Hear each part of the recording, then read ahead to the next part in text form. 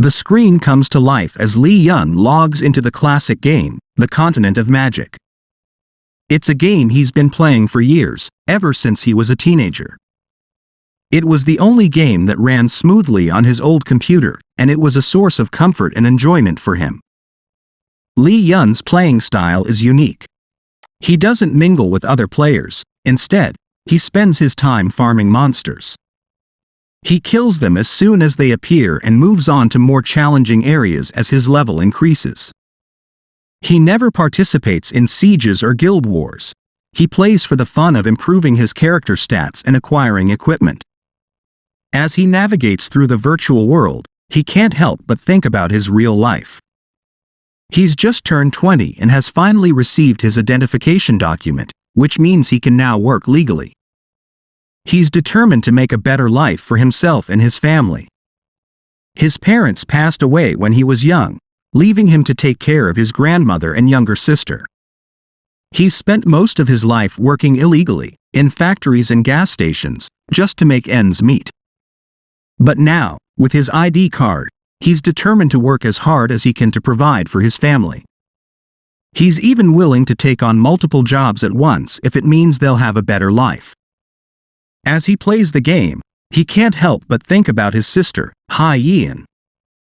She's been distant lately, and he's worried about her. He's determined to protect her and make sure she has a better future. He wants to send her to university so she can meet a good husband and have a better life. He's also determined to take care of his grandmother, who's been suffering for years because of him and his sister. He wants to make sure she's comfortable and well taken care of. With these thoughts in mind, Lee Yun was about to delete his beloved character in a game when a stray thought crossed his mind.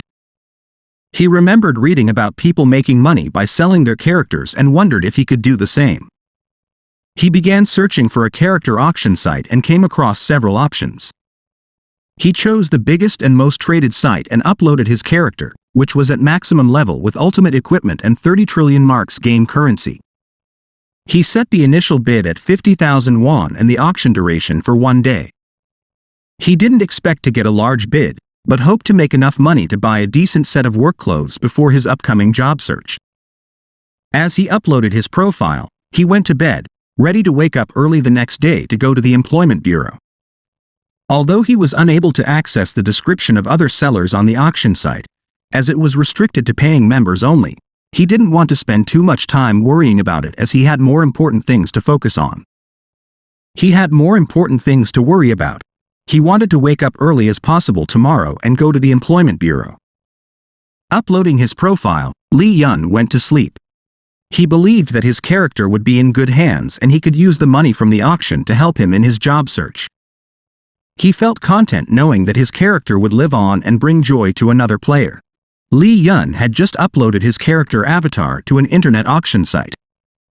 The netizens' virtual space began to get fired up as the first couple of people who read the auction post passed it off as a hoax.